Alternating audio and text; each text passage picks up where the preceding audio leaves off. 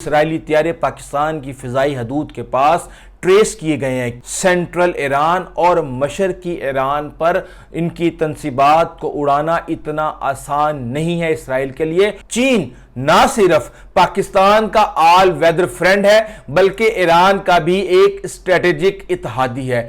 ہمسائے نہیں بدلے جا سکتے اور ایک دشمن ہمسائے کو ہم آلریڈی بھارت کی صورت میں بھگت رہے ہیں، دوسرا طالبان کی صورت میں ہمارے لیے ایک مصیبت بنا ہوا ہے، تیسرا نہیں ہو سکتا۔ اس لیے انڈینز کو پریشان ہونے کی ضرورت نہیں ہے۔ بسم اللہ الرحمن الرحیم۔ السلام علیکم ناظرین، امید ہے آپ سب لوگ خیر خیریت سے ہوں گے۔ اس وقت جنرل عاصم منیر اور ٹرمپ کی ملاقات پوری دنیا کے اندر توجہ کا مرکز بنی ہوئی ہے۔ رنگ برنگی باتیں کی جا رہی ہیں کہ جنرل عاصم منیر نے کیا ایران کا سودا کر دیا، وہاں پہ کون کون سی تجارتی چیزیں ڈسکس کی گئیں، 1 گھنٹے کی ملاقات 2 گھنٹے میں تبدیل کیوں ہوئی، چین اس سارے معاملے کو کیسے دیکھ رہا ہے، بھارت کے اندر صف ماتم بچھا ہوا ہے۔ تو آج کی ویڈیو میں ہم بات کریں گے کہ ایک ایسی ملاقات کی جو بظاہر ایک معمول کا سفارتی عمل لگتی ہے، لیکن اس کے پیچھے چھپے پیغامات، مقاصد اور عالمی سیاست کے تناظر میں اس کے ممکنہ نتائج نہایت اہم اور دور رس ہو سکتے ہیں۔ جی ہاں، ہم بات کر رہے ہیں پاکستان کے army chief field marshal general Asim Munir اور امریکی صدر ڈونلڈ ٹرمپ کی خصوصی ملاقات کی، جو واشنگٹن میں ایک دوپہر کے کھانے پر ہوئی۔ امریکی صدر ڈونلڈ ٹرمپ سے آرمی چیف کی وائٹ ہاؤس میں ہونے والی ملاقات ایک معمول کی سفارتی کارروائی نہیں بلکہ ایک غیر معمولی واقعہ ہے جو پاکستان کی بین الاقوامی اہمیت اور خطے میں اس کے کردار کی تصدیق کرتا ہے۔ ایسے مواقع شاذ و نادر ہی دیکھنے کو ملتے ہیں جب کسی فوجی سربراہ کو امریکی طاقت کے مرکز میں اس سطح پر پذیرائی حاصل ہو۔ افغانستان سے امریکی انخلاء اور بھارت کے ساتھ امریکہ کی بڑھتی ہوئی اسٹریٹجک قربت کے پس منظر میں یہ ملاقات پاکستان کے لیے ایک موقع ہے کہ وہ اپنی سفارتی اہمیت کو دوبارہ منوائے اور جنوبی ایشیا میں توازن پر بات کرے۔ پاکستان اس ملاقات کو محض رسمی ملاقات نہیں سمجھ رہا بلکہ اسے ایک ایسا پلیٹ فارم سمجھتا ہے جہاں وہ خطے میں امن و استحکام، دہشت گردی کے خلاف تعاون اور اپنی سلامتی کے تقاضوں کو واضح طور پر پیش کر سکتا ہے۔ امریکی وفد میں سیکرٹری خارجہ مارکو روبیو، سینئر مشیر سٹیو ویٹکوف اور مشرق وسطیٰ کے لیے خصوصی امریکی نمائندے شامل تھے، جبکہ پاکستانی وفد میں نیشنل سیکیورٹی ایڈوائزر جو کہ ہمارے ISI کے چیف بھی ہیں اور وزیر داخلہ بھی شریک تھے۔ 1 گھنٹے کی یہ ملاقات 2 گھنٹے تک جاری رہی۔ ناظرین، یہ ملاقات ایسے وقت پر ہوئی ہے جب ایران اور اسرائیل ایک بار پھر جنگ کے دہانے پر کھڑے ہیں۔ امریکہ کھل کر اسرائیل کی حمایت کر رہا ہے اور ایران کے خلاف ممکنہ فوجی کارروائی کی بات بھی ہو رہی ہے۔ امریکی بحری بیڑا خلیج فارس میں موجود ہیں اور ڈائیگو گارشیا میں B-2 بمبار طیارے کھڑے ہیں جو GBU-57A سے لیس ہیں، جو کہ زمین کے اندر 60 میٹر تک جا کر پھٹنے کی صلاحیت رکھتی ہیں، جسے مبینہ طور پہ ایران کے ایٹمی اثاثوں کو، زیر زمین ایٹمی اثاثوں کو تباہ کرنے کے لیے پلاننگ کی جا رہی ہے اور واشنگٹن کی نظریں ایران کی سرزمین تک رسائی پر ہیں۔ ایسے میں صدر ٹرمپ کا پاکستانی آرمی چیف کو مدعو کرنا اور وہ بھی وائٹ ہاؤس میں کوئی عام واقعہ نہیں ہے۔ جو انفارمیشن ہمارے پاس آئی ہے وہ یہ ہے کہ پاکستان کی طرف سے اس ملاقات کی ریکویسٹ کی گئی تھی۔ یہ اس بات کا عندیہ ہے کہ امریکہ ایک بار پھر پاکستان بلکہ خاص طور پہ راولپنڈی کی دہلیز پر واپس آ رہا ہے۔ ہمسایہ ممالک میں میڈیا شور مچا رہا ہے کہ پاکستان ایران کا ہمسایہ ہے اور مغربی سرحد پر ایک طویل بارڈر رکھتا ہے، تقریباً 1000 کلومیٹر۔ اگر امریکہ کو ایران پر زمینی کارروائی کرنی ہو تو پاکستان کی جغرافیائی پوزیشن नहायत अहम हो सकती है। अब इस सारे मामले के ऊपर वो कह सकते हैं ना, पराई शादी में अब्दुल्ला दीवाना, वो अपनी बातें जितनी मर्जी कर लें, उनका मकसद ही ये है कि पाकिस्तान को यहाँ पे उसके हमसाया ममालिक के साथ ताल्लुकात को ख़राब किया जाए, बदअमनी पैदा की जाए और उसके अंदर वहम और दूसरी चीज़ें डाल के मामलात को ख़राब किया जाए। वरना किसको नहीं पता कि इस वक्त अमेरिका का नाम नेहाद इस खित्ते के अंदर चीन के खिलाफ इत्तेहादी कौन है, इस वक्त कौन इसराइली हथियारों को इस्तेमाल कर रहा है, ये सबके सामने है। बहरहाल ये वही फार्मूला है, ये इंडियन मीडिया का कहना है कि जो माजी में सोवियत यूनियन के खिलाफ और फिर अफगानिस्तान में अमेरिकी जंग के दौरान अपनाया गया था।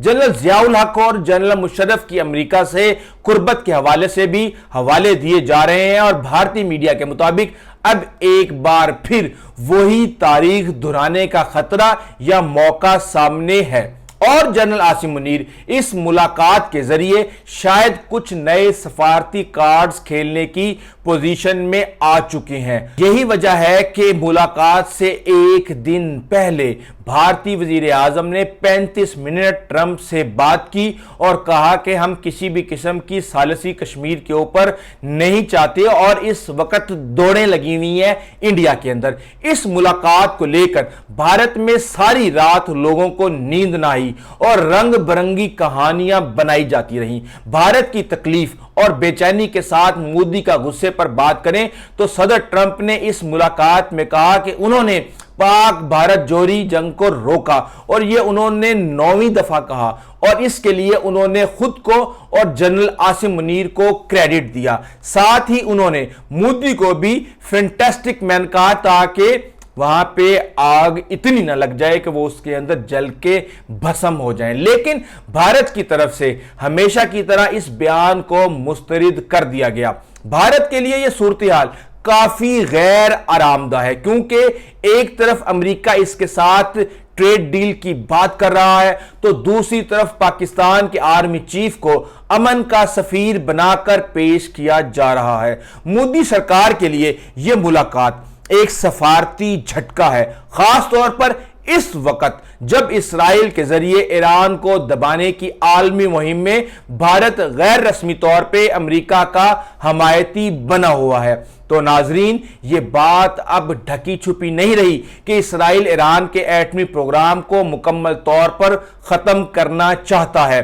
अमेरिका इसमें इसका शराकतदार है, लेकिन अगर जंग हुई तो पाकिस्तान भी जद में आ सकता है। ना सिर्फ जुग्राफियाई लिहाज से बल्कि सफारती और तजवीराती एतबार से भी पाकिस्तान इसराइल को तस्लीम नहीं करता और मुबैना तौर पे कई बार यह पैगाम दे चुका है कि अगर इसराइल ने ईरान पर एटमी हमला किया तो जोहरी रद्दअमल मुमकिन है। ऐसे में अमेरिका और पाकिस्तान के ताल्लुकात को बेहतर बनाना किसी भी मुमकिना गलतफहमी या तसादुम से बचने के लिए जरूरी हो चुका है। चीन ना सिर्फ पाकिस्तान का ऑल वेदर फ्रेंड है बल्कि ईरान का भी एक स्ट्रेटेजिक इत्तेहादी है। चीन इसराइल के इकदामात पर तहफ़्फ़ुज़ात का इजहार कर चुका है। ऐसे में जनरल आसिम मुनीर की अमेरिका से कुर्बत बीजिंग में भी बारीक बीनी से देखी जा रही है। क्या पाकिस्तान एक नया तवाज़ुन कायम करने की कोशिश कर रहा है या यह सिर्फ सफारती चाल है ताकि चीन और अमेरिका दोनों से ज्यादा रियायत हासिल की जा सके? इस मुलाकात का एक दिलचस्प पहलू यह भी है कि जनरल आसिम मुनीर ने सदर ट्रंप के लिए नोबल इनाम की सिफारिश की और इसके बदले ट्रंप ने इन्हें अमन के सफीर के तौर पर पेश किया। लेकिन यहां सवाल पैदा होता है कि क्या पाकिस्तान नई आलमी गेम का मरकजी खिलाड़ी बन रहा है? नाजरीन, यह मुलाकात एक बार फिर साबित करती है कि पाकिस्तान की जुग्राफियाई और स्ट्रेटेजिक अहमियत कभी खत्म नहीं होने वाली। जब भी दुनिया में कोई बड़ी कशीदगी पैदा होती है, वाशिंगटन को रावलपिंडी और पाकिस्तान की याद सताती है। जनरल आसिम मुनीर ने इस वक्त मुलाकात की जब ईरान, इसराइल, भारत, अमेरिका, चीन सब अपनी अपनी जगह इंतहाई सरगर्म और नाजुक पोजीशन पर کھڑے ہیں۔ اب سوال یہ ہے کہ کیا پاکستان اس صورتحال کا فائدہ اٹھا پائے گا یا پھر تاریخ کی ایک اور دہائی، ایک اور امریکی دوستی اور ایک اور خفیہ ایجنڈے کا شکار بن جائے گا۔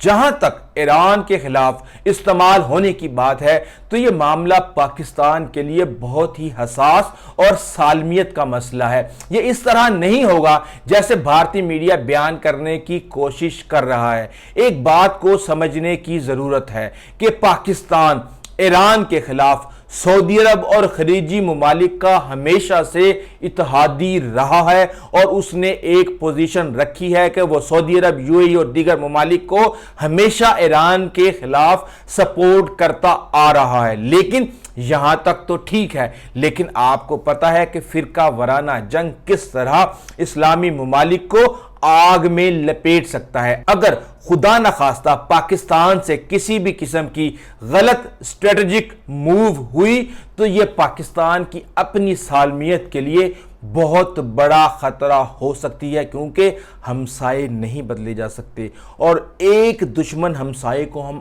آلریڈی بھارت کی صورت میں بھگت رہے ہیں، دوسرا طالبان کی صورت میں ہمارے لیے ایک مصیبت بنا ہوا ہے، تیسرا نہیں ہو سکتا۔ ہاں، باتیں شروع ہو چکی ہیں کہ اسرائیلی طیارے پاکستان کی فضائی حدود کے پاس ٹریس کیے گئے ہیں۔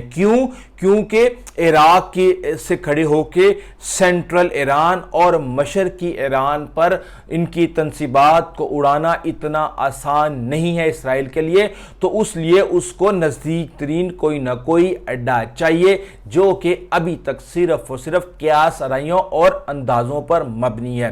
ہم یہ سمجھتے ہیں کہ ہماری جو اسٹیبلشمنٹ، ہماری اشرافیہ، ہمارے جو اسٹریٹجک تھنکر ہیں، انہوں نے ہمیشہ، چاہے وہ سیٹو سینٹو ہو، لیاقت علی خان سے لے کے ابھی تک یہ معاملہ چلتا آ رہا ہے۔ پہلے پاکستان کے لیے چیلنج تھا کہ امریکہ اور روس میں سے کس کا چناؤ کیا جائے، پاکستان نے امریکہ کا چناؤ کیا، اور اب یہ معاملہ ہے کہ پاکستان اور اس وقت چین اور امریکہ میں کس کا انتخاب کرے۔ تو یہ بات میں آپ کو گارنٹی سے کہہ رہا ہوں کہ جس ملک کے 83% دفاعی جو ایکوپمنٹس ہیں جس ملک سے آ رہے ہوں، اس سے زیادہ مضبوط ریلیشن کسی سے بھی نہیں ہو سکے، اور اس وقت ہم 80 سالہ 70 سالہ امریکہ کے ساتھ دوستی اور دھوکوں کی تاریخ ہمارے سامنے پڑی ہوئی ہے۔ تو امید ہے کہ پاکستان کے جو اسٹریٹجک تھنکر ہیں اور جو پاکستان کے فیصلہ ساز ہیں وہ پاکستان کے بہترین مفاد میں